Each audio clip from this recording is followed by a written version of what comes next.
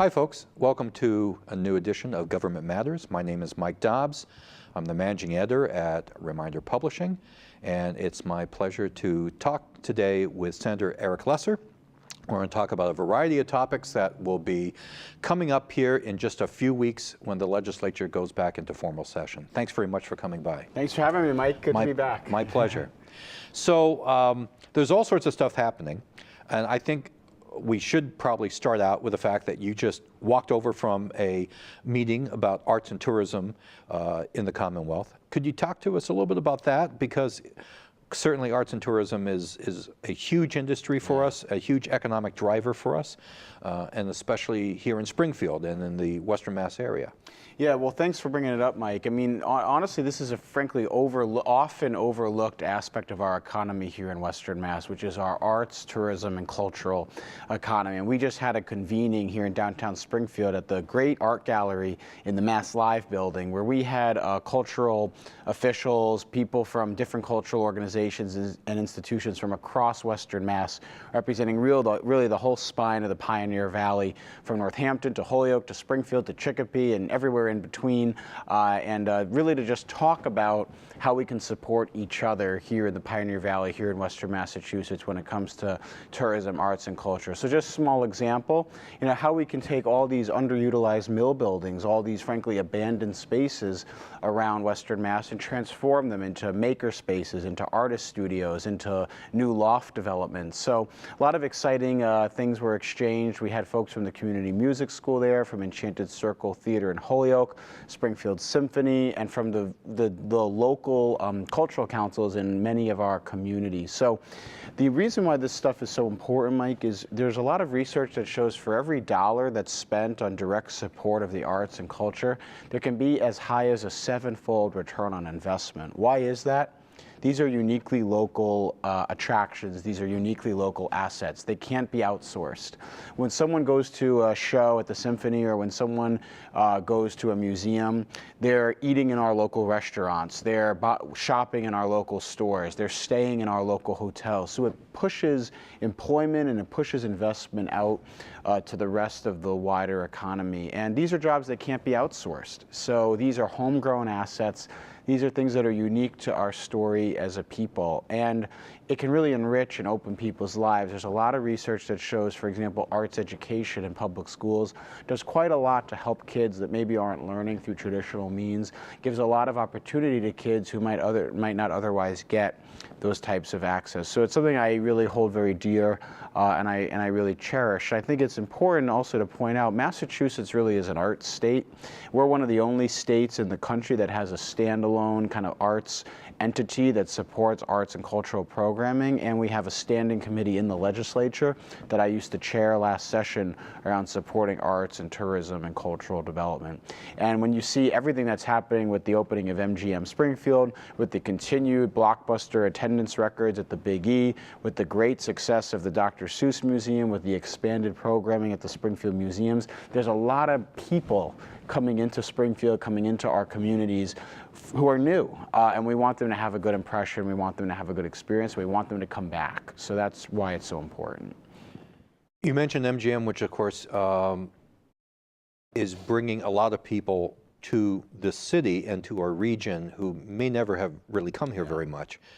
How important is collaboration? In other words, how important it is for the Springfield Museums and MGM and the Big E and Six Flags to collaborate with City Stage, Symphony Hall, in order to have a more holistic approach.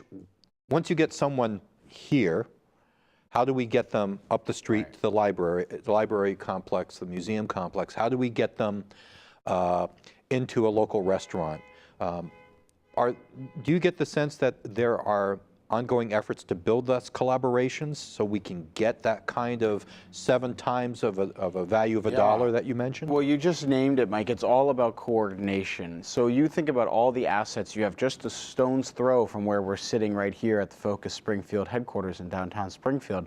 You, of course, have the MGM complex, which is brand new and is doing well. But just up the hill, you have the museums. You have the Springfield Museums and the Quadrangle. You have the Springfield Public Library. You have the new Dr. Seuss Museum.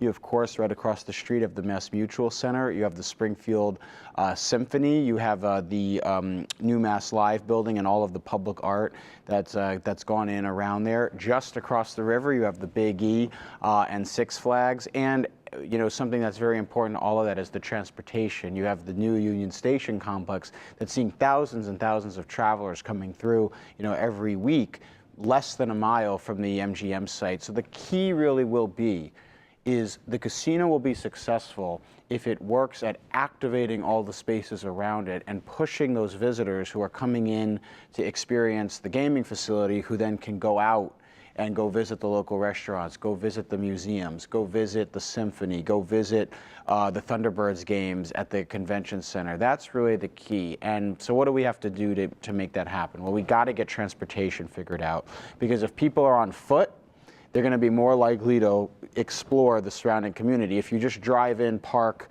go to the casino, get back in your car and drive out, that's going to have a limited impact on the community around it. So rail service is going to be essential to that, and increased transportation options for people. A study just came out that said Uber is doing thousands of trips a week in and out of MGM Springfield, and their most popular route is between the casino and Union Station. What that shows is people are using public transit, which is a good thing. And so we really need to be deliberate and thoughtful about that piece of that mile stretch from Union Station to the casino. We need more rail, and we need to do more to make the area inviting and to, again, empower the local community and the local businesses all around it. So here's a few examples. The stairs at Pension Park have been closed for a very long time. That was historically the connective tissue that connected the kind of downtown Court Square area to the quadrangle. Those stairs have been closed for a very, very long time. We worked with the Baker administration to activate funds through authorizations that came through the legislature to get those stairs refurbished and to try to get that park reopened so that people can go up, back and forth easily. And there will be an elevator there also for handicap access. Another example, Paramount Theater, which sits right in between the MGM casino site and Union Station, reactivating that space. Gorgeous, gorgeous historic theater. Now plans are in place to create a mixed-use facility there for office space, for hospitality, for residential living, and a refurbishment and reactivation of that theater.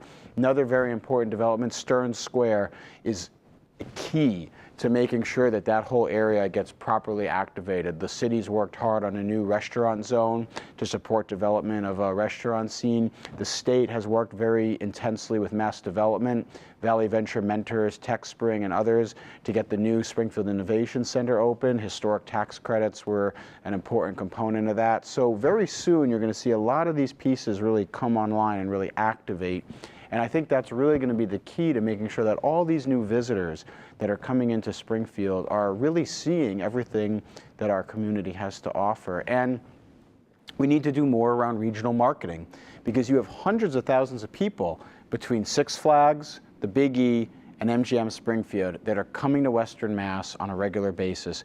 We don't want them just popping in to Six Flags and then going straight home. Maybe they can come over and see the Basketball Hall of Fame while they're here. Maybe they can come over and catch a show at the Mass Mutual Center. Maybe they can come visit the Dr. Seuss Museum and go to Six Flags. You know, families would probably be interested in both. So we need to do more to do cross-marketing. And government has an important role to play there, because we're the ones who can sit at 30,000 feet and make sure all the different institutions are talking to each other. Well, I think we really need that. And the other thing that I'm hoping to see out of this is that we see much more small business development. Now, I go down the street to Buckeye Brothers and I get my Powerball tickets there, and I pick up an occasional cigar from Dave Glantz, and he's a very wise man.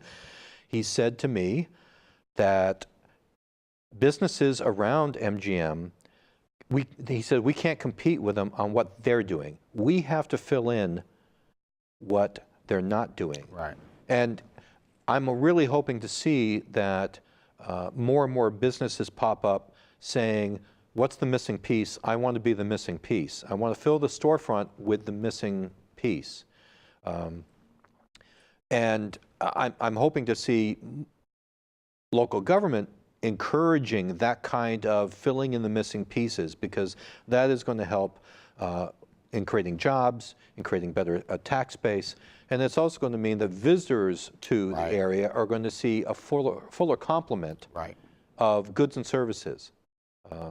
And to even put a finer point on it, Mike, that is what is going to make all of this glitzy stuff that's happening, a new casino opening, you know, the great numbers we're seeing at the Big E, the great success of the Dr. Seuss Museum, that's what's going to help everyday people that live in Springfield and that live in our surrounding communities. Is if we can be successful at taking all this new energy, at taking all this new vitality and spreading it out to the neighborhoods as well. Right. You think about communities like the X that just have a booming restaurant scene, actually. There's new restaurants opening there, great locally owned, family owned businesses there.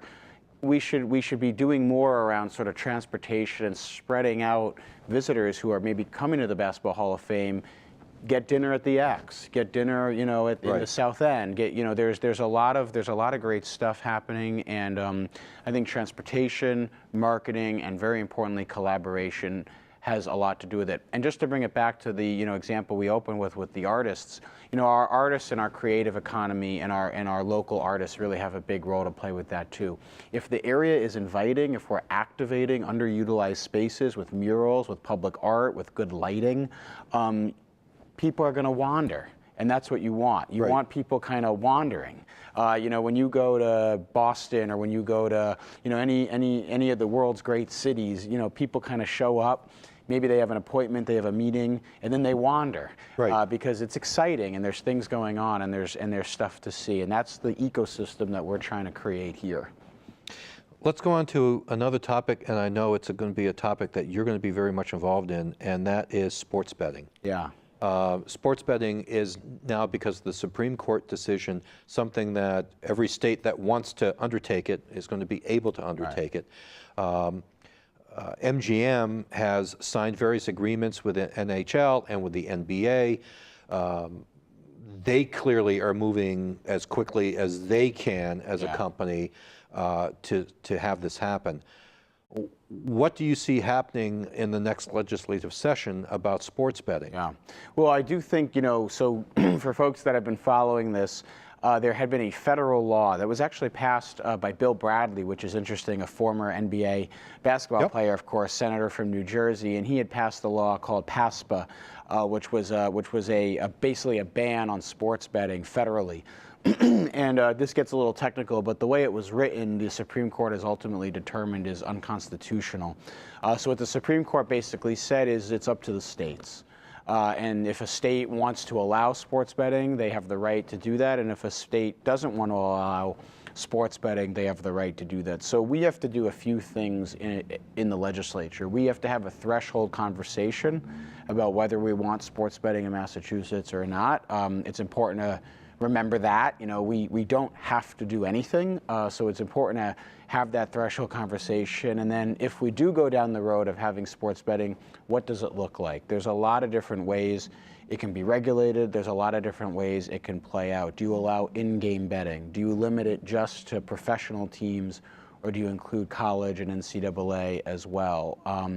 Do you charge integrity fees, is what they're being called, but fees that the leagues are asking for to help cover some of the costs of implementation? Do you limit the betting just to bricks and mortar facilities like the standalone casinos, or do you allow digital gaming and gaming through apps and through phones and things like that? So there's quite a lot to unpack.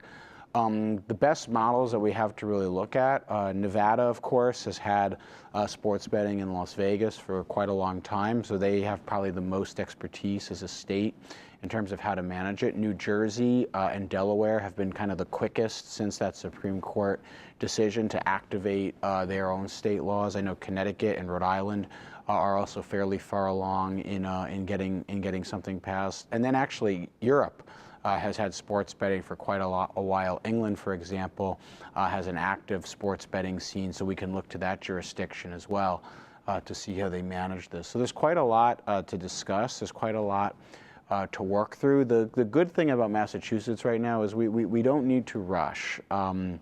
We want to be deliberate about the process. We want to make sure all the stakeholders have been engaged. We want to make sure we do a thorough hearing process. We have a gaming commission that has done, very impressive research thus far on sports betting and all the different facets to think about. And we do want to think about, and I do think it's very important to keep in mind, issues around addictive gambling, how you control for that, how you make sure it's safe, and issues around integrity in sports. The reason people watch games is because you don't know what the outcome is going to be. Right. And we want to make sure that if you start pumping all this new money and attention into the sports games, that you maintain that sense of excitement and that sense of, in that sense that, that it's not fixed. That's obviously very, very, very important. And, all eyes will be on Massachusetts. We just celebrated the Red Sox World Series win. We've got the best sports teams in the world. So, between our two major brick and mortar casinos that are here, the Encore project and the MGM project, of course, we're also the home of DraftKings, which is located in Boston, which is a booming company that's hiring a lot of people. And we've got, amazing sports teams. So there's quite a mix here that's going to make this a big topic in the next session. What are people saying to you? I mean, I'm sure some of your constituents have talked to you about this. Do you see people in favor of the sports betting being implemented in some way? Yeah, I mean, I do think people have concerns around managing it properly. You want to make sure that you're dealing with issues like addictive gambling. I think a lot of people, frankly, feel like this is happening already. Most people do March Madness brackets in their office. That's obviously on a smaller scale. Sure. But there's quite a lot of people who are either themselves flying out to Nevada or even doing this, frankly, on the black market or on these offshore websites. So that's unsafe. That's not regulated properly. That's not done in channels where you can ensure compliance and ensure proper customer protection and consumer protection. So I think generally what I've heard from people is that they'd like to see it. They'd like to see it brought out of the shadows. They'd like to see it brought into the open. They'd like to be able to tax it so that we can use those revenues to support our schools, to support our communities.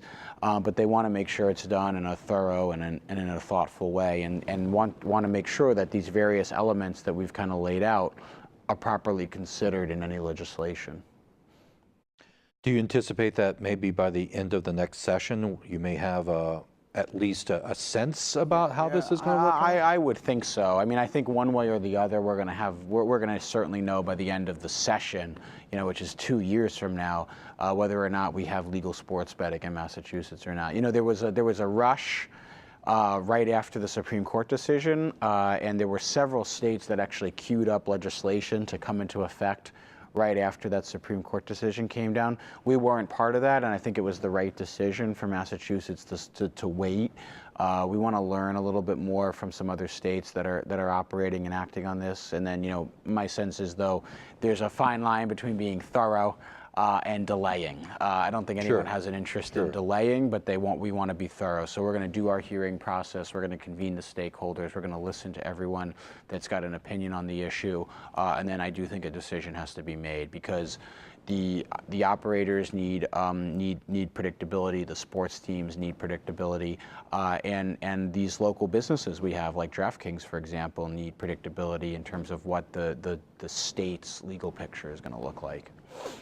I don't really want to ask you any election questions per se, but I will ask you one thing, and that is the very complicated question one about nursing ratios.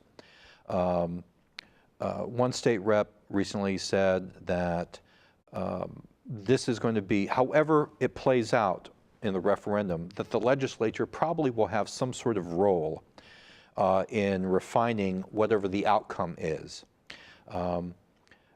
Do you anticipate that this is going to be an issue for the next session, whatever that outcome is on the nursing ratios, that the legislature is going to have to look at it?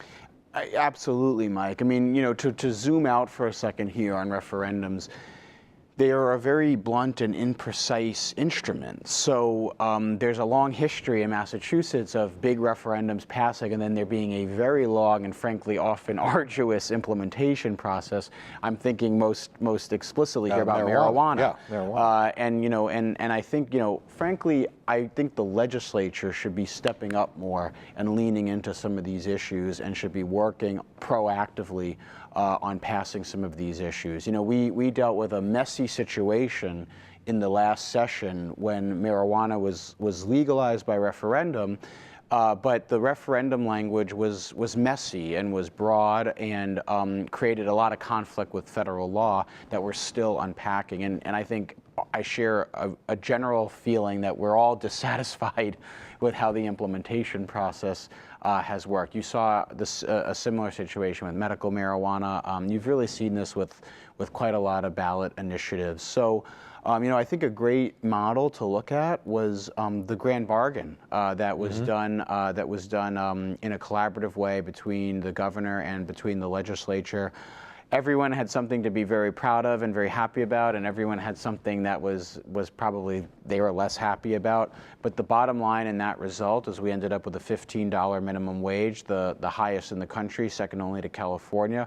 We ended up with a very, very important issue, which has been a goal of progressives for a generation, which is a real strong paid family and paid medical leave program in Massachusetts, which again is among the most generous in the entire country. And there were some concessions that progressives had to make, of course, that left people disappointed. It wasn't perfect. No one's saying it's perfect, but it was legislating. And, you know, a point we've talked about, Mike, which I think is important, you know, for people to appreciate and to absorb is there's less and less space in our politics now to have those back and forths and to really make laws and to really work to get things done for the common good, because everyone's chasing a soundbite, everyone's chasing a tweet, everyone's chasing a Facebook post, and you know, I've made a decision as a state senator and as a representative of communities that really do need a lot of help. We really do need investment and attention here in Western Mass, that I want to be part of the solution in our political system, and that's towards working towards results and working in a collaborative way to get there. Do you think that we're in a better position in Massachusetts than what is happening in Congress in terms of actually trying to address the needs of the residents, needs of the citizens? Oh, absolutely. I mean, there's few things in the world that are worse right now than Congress, so or our current administration in the White House, which is a topic for another day. But what I will say is, yes, state government, especially in Massachusetts, is more collaborative. I think part of that is we're big enough to have real issues and for the stakes to be very high, but we're a small enough state that people can kind of get to know each other and can build trust across different communities, and I think that's very, very important. The issues that we're really trying to confront in Massachusetts around transportation, around education, around healthcare are very, very important and don't you know, particularly lend themselves to easy solutions, which is why, of course, we need a collaborative atmosphere. But I do worry, Mike, that the same kind of pernicious environment that we see on a national level is increasingly trickling down to a state and a local level, and that would be very dangerous for our communities and for our families. I got to ask you quickly about transportation. We got the transportation study funded.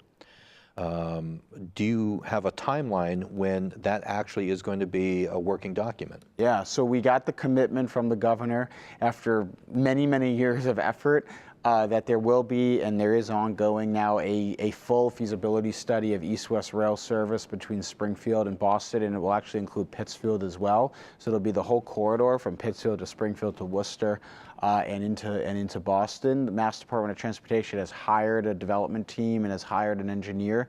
They're expecting the results to come back in about a year. They're saying 12 to 15 months. It'll cost $1 million.